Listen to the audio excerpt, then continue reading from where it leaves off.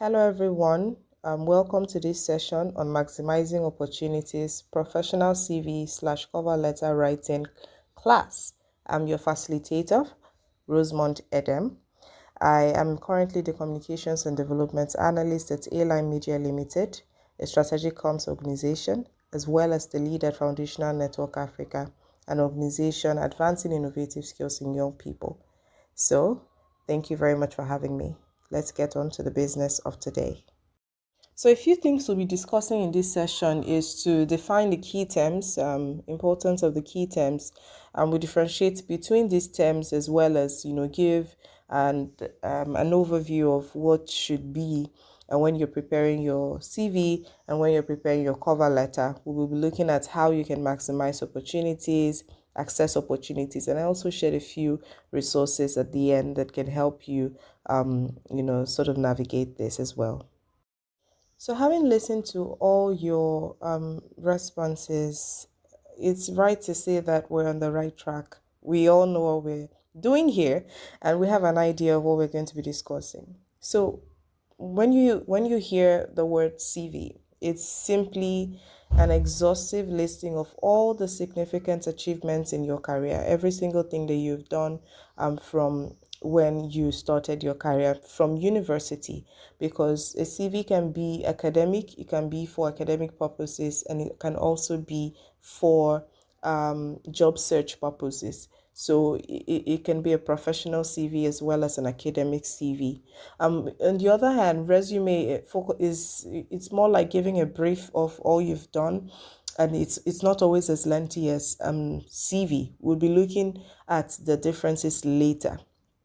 A cover letter is simply a letter that introduces your work history, introduces your professional skills, some of the things you couldn't give in-depth responses in your CV or resume. You're able to express yourself further in your cover letter. So we've been able to define the key terms. It's very important that you understand that there are differences between the CV and resume. Most times we make the mistake of submitting a CV in place of a resume, and we make the mistake of submitting an academic CV in place of a professional CV. Right? I'll be telling you the difference. For a CV, it's usually between 2 to 3 pages. For academic CVs, you will see it as long as 7 to 10 pages, right? For resumes, you would see a resume as short as 1 page or a 2 page resume, right? It's simply just it's supposed to be short, giving an overview. For CVs, you would realize that it's more tailored to academic purposes because of the length of the CV. Most job opportunities would request for a CV, but they're looking for 2 to 3 pages, not as lengthy as what you would submit for an academic purpose. So for a resume, you'd be looking at submitting your resumes to a job position that is open, right? That resume needs to be tailored. So for a resume, it can be tailored to that particular job opportunity or job position that is open, that role that is open. For CVs, it's more in tune with academic qualifications, achievements, and certifications.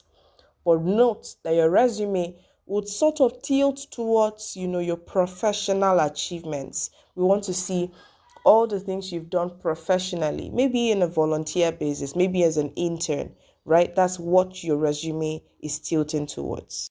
Let's go right into what to include in your CV. This is one of the questions that people always ask. So, okay, fine, I know the difference. What do I really include in my CV? So I'm going to be looking at it from two perspectives. I'm going to be looking at an academic CV. This is for an academic CV, and I'll also be looking at a professional CV, what you can include in your professional CV, as well as what can be included in your resume. So let's get right into it. So for an academic CV, it's more tailored for people that want to apply for scholarships, people that want to apply for academic purposes. So there are a few things that you should note, and I'll be going in depth, but let's just give you an overview of some of the things you would see in your CV. The first one is your personal information. The second is your educational institution. The third is academic and professional experience. The fourth one is research experience. Five, technical competence. Six, honors and awards, volunteer experience slash community service, professional membership, selected achievements slash accomplishments, and references. So let's go deep to explain each and every one of them so you know what you're inserting where. So take note that this particular steps that I've mentioned focuses on academic CVs. And for this, the first step is personal information. For your personal information step, you need to include your name, your surname, first name, and middle name, your permanent home address. This is the digits of where you're located. For example, 10 Old Kang, the state, Cross River State, the country, Nigeria.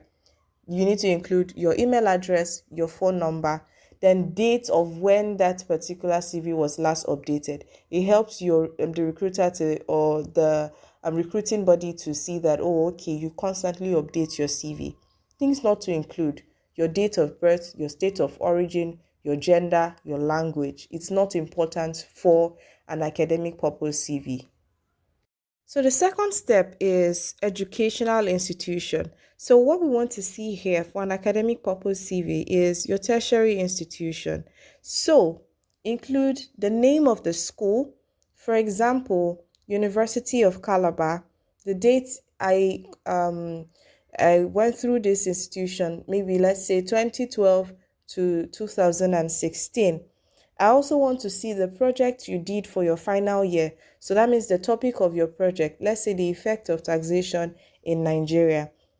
At the end of, I want to see BSc in, let's say, accounting, BSc in accounting. That is the format I want to see for that tertiary institution. For high school, you can list, say, the name of your high school and when the period in which you went through high school. So it's your tertiary institution before your high school. So the next step is academic and professional experience. So here you have the opportunity to list your work experiences and your academic experience. For your academic experience, you can list, for example, if you were the financial secretary of your association back in university, you can list that. So you would take the format of listing National Association of Accountants, right? And the next thing is financial secretary from January 2012 to January 2013. That is the format. Then the next thing you're listing is, okay, what were my key deliverables or key responsibilities? And then you can also include some of your achievements there. Not too long, 5 to 6 points, solid points, sells it. Then for your academic, for your professional experiences, the same thing. The fourth step is research experience. Now, this particular section focuses on your experience as a researcher. Maybe you had the opportunity to research on a particular topic or a particular issue. Write the name of the issue that you were researching on. And, if you have articles that were posted online, you need to reference those articles in that section. If you were working with a particular group of people, you need to write the name of the group. If it was for your association, write the name of the association, write the topic of research, and state your key takes or key deliverables from that research, the key results from that research. So the fifth step is technical competence. This is where you tell your recruiting body that you know your onions, right?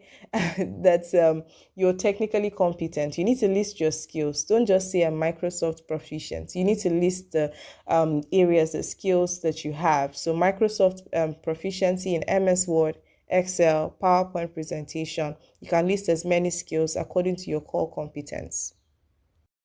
Honors and awards. Step 6 focuses on your awards that you've received in school, out of school. You need to be clear, give a clear description on these awards. For example, you see here, We have Young Innovator Co-Creating the Future of Work at International Connectors 2019. I gave a description of what that project was about, a research project funded by Microsoft to understudy the role of technology in the future of work. Anybody picking up my CV would have an understanding of what that particular award was for. You can include your certifications here as well. I hope we're getting everything that I'm discussing, and this is really insightful to you. So let's go on to the seventh step. The seventh step is volunteer experience slash community service. So this is where you include your internships, you include your volunteer and community service experiences here, using the same formats that you used in talking about your work experience and your academic work experience as well. So that is the format you would use. Always list your key deliverables and key results from that particular opportunity. Limit it to 5 or 6. So the eighth step is professional membership. This is where you list professional memberships, if any. If, for example, you're a chartered accountant, you are going to list chartered accountants, then the Institute of Chartered Accountants of Nigeria, the date in which you got your license, the year in which you got your license. So that is for that. If you don't have this, you can omit it from your academic CV. So this particular section focuses on your selected achievements slash accomplishments. So list your key accomplishments. What were some of the things that stood out for you? For example, you were able to save your organization 50,000 naira throughout the academic year, which has not been done before in previous years. That is an accomplishment. You need to sell this particular accomplishment in that section. So the last step is references. I list out my referees. Most people don't list out referees. They will just say available on request. But I don't want to give the recruiter an opportunity to disqualify me because of the stress of how is he going to reach out to me to get a list of my referees. Well, I already have them listed out, with their names, their position, where they work, their email, their phone number are already prepared so that you can reach out to them if necessary. That is it. So you can choose not to list, you can choose to list, but always have them available on standby if you do not list. So having looked at your academic purpose CV, you can use this particular template to prepare your professional CV because it's comprehensive, right? You need to include your personal information, your educational institution. For your step 3, you are looking at only your professional experience. You're listing your work positions and experiences. It can be on volunteer base as well. You can include your research experience only when you are applying for a research role. You can include your technical competence.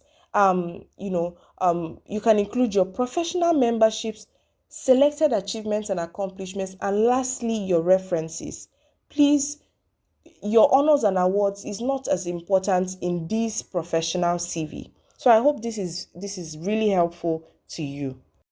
So we're moving on to what to include in your resume. Remember when we talked about resumes, we said it is short, right? It follows the template, but it is short. It is you're just giving liners. You're not explaining as you would in your CV.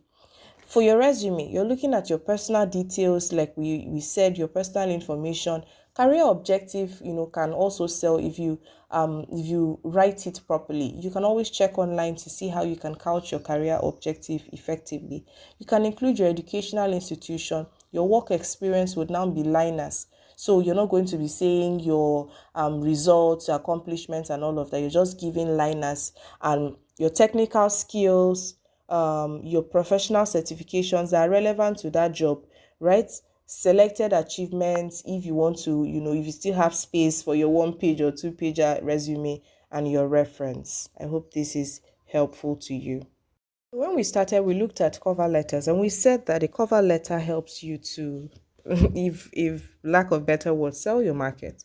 It helps you tell your recruiter that there are a lot more that you can do, that you have writing skills, because you're going to be writing. They want to see how well you can write, how well you can communicate, aside just giving them your CV, right? That is essentially what a cover letter is, introducing you as an individual that is excellent and is willing to deliver on the skills that you've mentioned in your CV.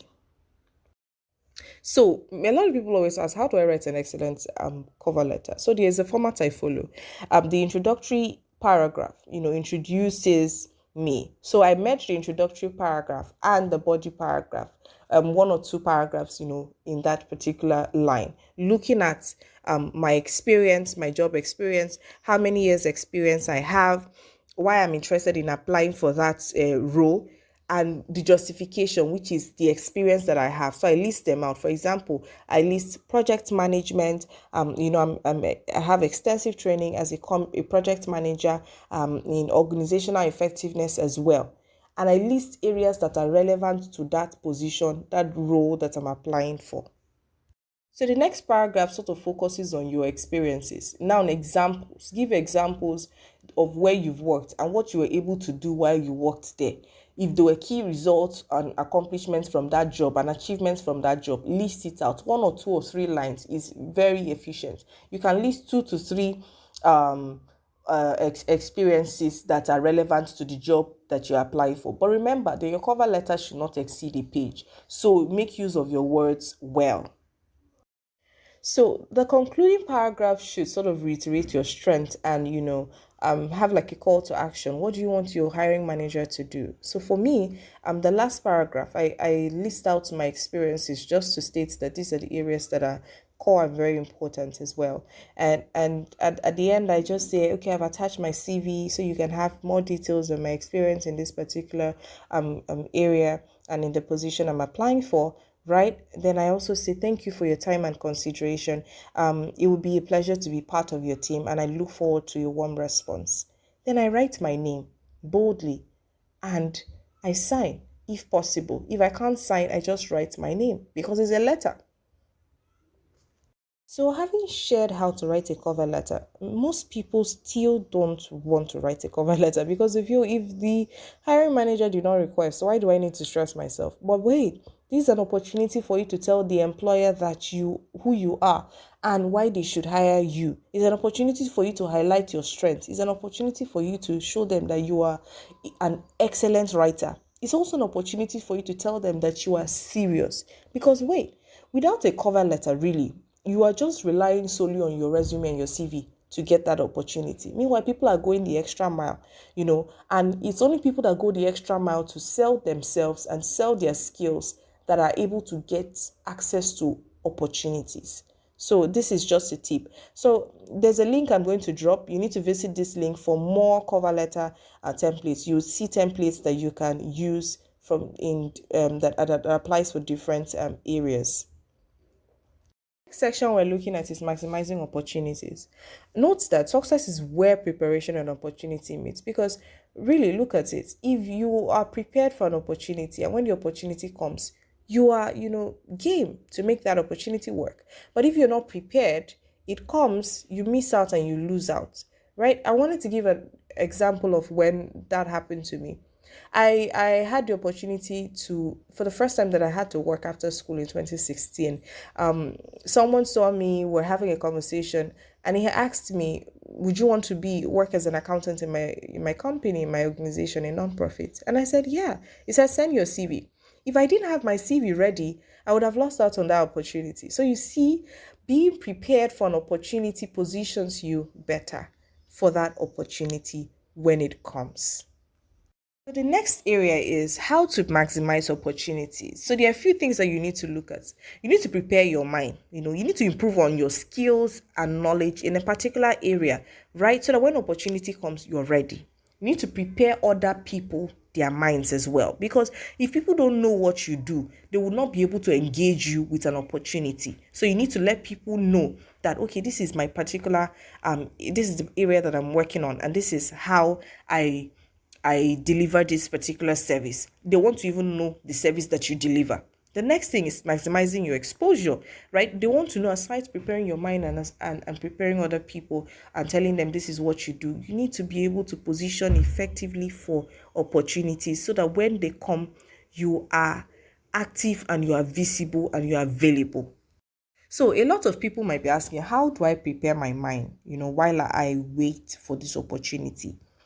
Ask yourself essential questions so that these questions will help you find your life mission, right? It will help you decide what you're good at. Find role models, mentors, people that will inspire you. Read relevant articles or news in that particular area. Subscribe to relevant blogs and podcasts that can, boost you. As you are learning, practice what you have learned. Don't forget the place of teaching other people and sharing your wealth of experience. It will position you as a thought leader. And don't forget, as you are writing and you are teaching and you are, sharing your experiences, opportunities will always come knocking at your door. In preparing people's minds, you need to look at a few things. For example, you say that you're a digital marketer, right? I want to see a clear brand message that says that I'm a digital marketer and I help small businesses, position effectively online. That is a brand message. Everywhere you go, people see that, right? Have one brand message that is, very consistent. Create a blog and, write on it regularly. There are other things you can do. You can also help your friends when they have problems in that area. What you're doing is that you're putting it in their mind that this is your core competence, that anytime someone needs, they recommend you. That is what preparing other people's minds, is all about. The next tip on maximizing opportunities is maximize your exposure. Maximizing your exposure cannot be overemphasized. How do you do this? By attending seminars, attending webinars, attending conferences. Now, this new era has made it very easy for you to attend these conferences without paying to travel or, paying for the services online. They are free. Attend, participate in forums, follow professional pages online, comment on relevant blogs, join an organization as a volunteer, gain experience. Make sure that you have a LinkedIn profile. This will position you as a professional in a particular area. Then consistently update your LinkedIn profile. Dish content to people, share experiences, share tips that have worked for you. This will make sure that you are better positioned for opportunities when they come. So lastly, I would not want to end this session without sharing with you websites and platforms that can help you access opportunities and build your career. These are a few of them. Others are online. You can always access. Opportunity Desk, Opportunities for Africans, Getting Academy, Scholarship Corner, Youth Opportunities, Allison, Udemy, YouTube University, studentcompetitions.com, TED.com. There are other platforms online as well.